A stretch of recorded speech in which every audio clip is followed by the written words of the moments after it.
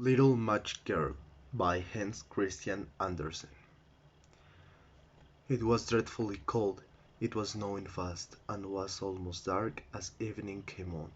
The last evening of the year, in the cold and the darkness, there went along the street a poor little girl, bareheaded and with naked feet. When she left home she had slippers on, it is true, but they were much too large for her feet. Slippers that her mother had used until then, and the poor little girl lost them in running across the street, when two carriages were passing terribly fast, when she looked for them and was not to be found, and a boy seized the other and ran away with it, saying he would use it for a cradle some day, when he had children of his own. So the little girl went with her bare feet, they were red and blue with cold. In an old apron that she wore were bundles of matches, and she carried a bundle also in her hand. No one had bought so much as a bunch all the long day, and no one had given her even a penny. Poor little girl, shivering with cold and hunger, she crept along a perfect picture of misery. The snowflakes fell on her long flaxen hair, which hung in pretty curls about her throat, but she thought not of her beauty nor of the cold. Lights, na- lights gleamed in every window, and there came to their saviour a smell of roast goose, for it was New Year's Eve, and it was of this which she thought. In a corner formed by two houses, one of which projected beyond to the other, she sat cowering down. She had drawn under her little feet, but still she grew colder and colder. Yet she dared not go home, for, for she had sold no matches, and could not bring a penny of money. Her father would certainly beat her, and besides it was cold enough at home, for, for they had only the house roof above them, and they thought the largest holes had been stopped with straw and rags. There were left many through which they could wind whistle, and now her little hands were nearly frozen with cold. Alas! A single match might do her good if she might only draw it from the bundle, rub it against the wall, and warm her fingers by it. So at last they drew one out, wished how it blazed and burned. It gave out a warm, bright flame like a little candle, and she held her hands over it. A wonderful little light it was. It really seemed to the little girl as if she sat before a great iron stove, with polished brass feet and brass shovel and tongs. She so blithely sorry it burned that the little maiden stretched out her feet to warm them also. How comfortable she was! But oh, the flame the flame went out, the stove vanished, and nothing remained but the little burned match in her hand.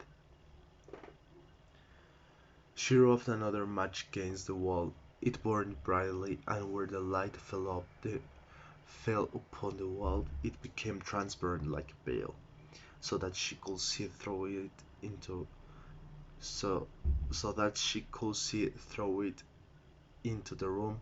A snow-white cloth was spread upon the table, on which was a beautiful china dinner service, while a roast goose stuffed with apples and prunes steamed famously and sent forth a most savory smell. And what was more delightful still and wonderful, the goose jumped from the dish, with knife and fork still in its breast, and waddled along the floor straight to the little girl. But the match went out then, and nothing was left to her but the thick damp wall. She lighted another match, and now she was under a most beautiful Christmas tree, larger and far more prettily trimmed than the one she had seen through the glass doors at the rich merchant's. Hundreds of wax tapers were burning on the green branches and gave figures such as she had seen in the shop window looked down upon her. The child stretched out her hands to them. Then the match went out. Still the lights of the Christmas tree rose higher and higher. She she saw them as stars in heaven, and not one of them fell, forming a long trail of fire. "Now someone is dying," murmured the child softly, for her grandmother, the only person who had loved her and who was now dead, had told her that whenever the stars fall snow a soul mounts up unto God. She struck yet another match against the wall, and it was light, and in the brightness there appeared before her and her the dear old grandmother, bright and radiant, yet sweet and mild and happy as she had never looked on earth. "Oh, grandmother," cried the child, take me with you. I know you will go away when the match burns out. You too will vanish like the warm stove, the splendid New Year's fast, the beautiful Christmas tree. And lest her grandmother should disappear, she rubbed the whole bundle of matches against the wall, and the matches burned with such a brilliant light that it became brighter than noonday. Her grandmother had never looked so grand and beautiful. She took the little girl in her arms, and both flew together joyously and gloriously, mounting higher and higher, far above the earth.